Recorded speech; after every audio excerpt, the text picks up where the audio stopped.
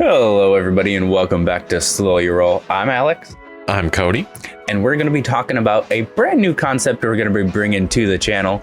It's a West Marches game. If you guys haven't heard about what a West Marches game is, we're going to explain everything about it. We want as many suggestions as you guys can put forward. But without further ado, everybody, let's get started. What even is a West Marches game?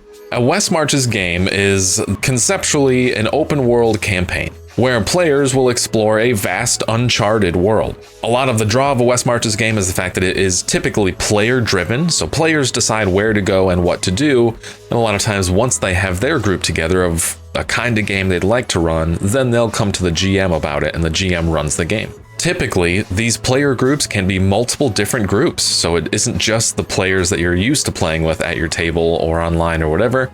It could be any group of players that knows generally about your world and can make a group that they'd like to go adventuring with. The most interesting thing about that is any group of players that plays uses the same world, and they'll actually share the events that happen in the world. So one group of players might go and explore one hex or one area that you've got fleshed out for them one day, and then a completely different group actually explores a different hex or even the same one. But either way, everything that's found that's interesting, players take notes on, and conceptually they actually come back to a specific base or area of operations where they chart the map so that every player has the same map, sharing the same world, even with different experiences. So this is kind of weird. Why exactly would you want to do this? I mean, some of you might already be noticing some of the benefits for this, but why exactly would this be helpful, or why would you want to do it? So we've already referenced a couple of things as why you might want to do this, but specifically it gives that flexibility to have any game at your table. So going through some of the concepts of a West Marches game, anyone can be at the table. So you can bring every single character you have or just play a new character from game to game. It doesn't have to be a consistent storyline every single time, but it is a consistent world where everything that's happened in that world is still happening. And also when you have a map, sometimes it's boarded off with a fog of war, but this time the entire map of the world is completely boarded off, and you are literally exploring each part of the world and uncovering that land.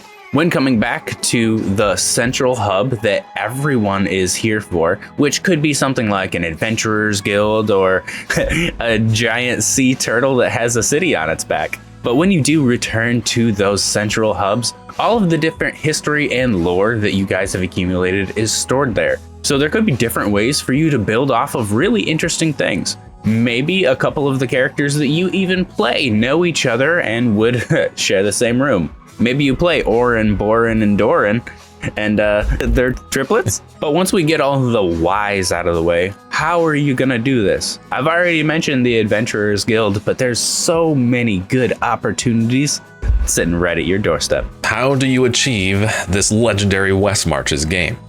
This part of the explanation is exactly where you come in, the viewers, and this is where we're gonna have some fun. So we need some sort of sandbox world. Even if we aren't fleshing out an entire map, we need the concepts that run the world to some degree. And this is how you would do it if you were building your own game too. Firstly, like Alex mentioned, we do need some sort of hub or base of operations. This could be a tavern, adventurers guild, some big fortified city, an airship, the back of a turtle. This could be anything. This could literally be a tavern in an adventurers guild in a fortified city on an airship that is actually on the back of a turtle. As long as we can venture from this central hub to the rest of the unexplored world to flesh out the map, then it's gonna work. And the second thing you need is you need some sort of reason to explore that unites all of the player characters. Is it simply that the map is just unexplored, and for whatever reason, the trekking to actually understand the world is happening right now? Is it that whoever you're working for, the base of operations, needs some specific thing or resources and you have to go to the world to find it? Why exactly do we explore this otherwise unexplored world? And this is where you guys get to come in, because this idea specifically is something we want help on. What is the reason that this is an unexplored world? Are we actually in prehistoric times charting out the entire planet? Are we on a dead world and now we've just flipped over to this new world for which we have to chart out to? Is this sci-fi, fantasy, high fantasy, low fantasy?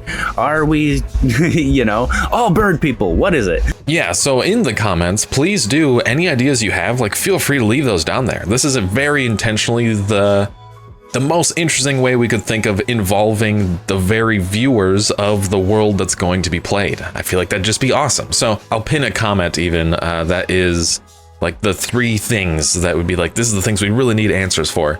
But really it's going to be, where are we coming from? Like, what's the hub like? Like I said, tavern, it could be a tavern, a guild, a city, whatever. What's the hub? What is the reason we are exploring? And things about the world, like, why hasn't the world already been explored? Why don't we already know about it? Those 3 things kind of in combination are the things we really would like answered from you guys. And if this gets to be something that we have a lot of fun and interaction with, maybe somewhere down the road, you guys could join in the fun. Yes, honestly, that would be so cool. If we have viewers that are actually interested and they're like, man, it'd be so fun to be a part of this world.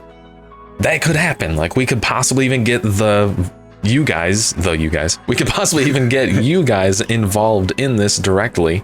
Not necessarily like having to record, but I mean, maybe, I don't know. Who knows? Everyone wants to play more. But lastly, the fact is, we could just do this ourselves. We could come up with all this world lore that we're proposing and just do it ourselves. And in fact, it would be fun.